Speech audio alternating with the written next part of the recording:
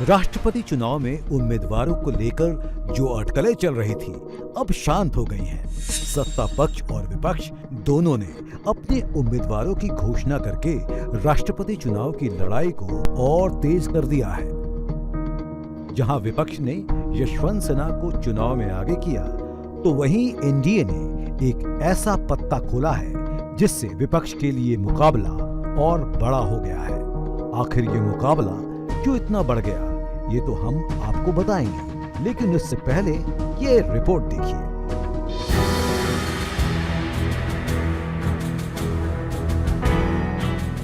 राष्ट्रपति चुनाव के लिए एनडीए ने उम्मीदवार का ऐलान कर दिया है।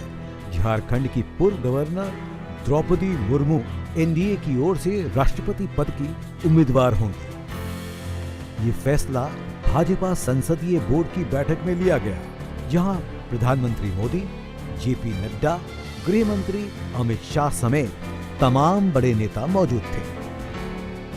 बैठक में करीब 20 नामों पर चर्चा हुई और आखिरकार आदिवासी महिला नेता द्रौपदी मुर्मू के नाम पर मुहर लगी। विपक्ष अपने उम्मीदवार की घोषणा पहले ही कर चुका है। विपक्ष की तरफ से यशवंत सिन्हा को उम्मीदवार के तौर पर चुना गया है। अब मुकाबला द्रौपदी मुर्मू और यशवंत सिन्हा के बीच होना तय हो गया है।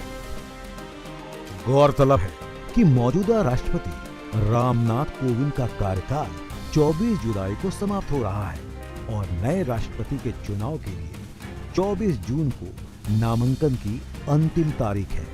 ऐसे में दोनों पक्षों ने अपने उम्मीदवार को मैदान में खड़ा कर दिया है। अब देखना यह होगा कि जीत का ताज किसके सर सजेगा। हालांकि नतीजे 18 जुलाई को मतदान होने के बाद ही साफ होंगे। एनडीए ने द्रौपदी मुर्मू को मैदान में लाकर एक तीर से 2 निशाना लगाया है।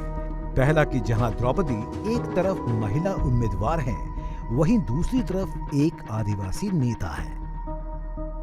प्रधानमंत्री नरेंद्र मोदी ने द्रौपदी मुर्मू के उम्मीदवार बनाए जाने के बाद एक ट्वीट किया, जिसमें उन्होंने लिखा कि मुझे भरोसा है कि द्रौपदी मुर्मू हमारे देश की एक महान राष्ट्रपति होंगी।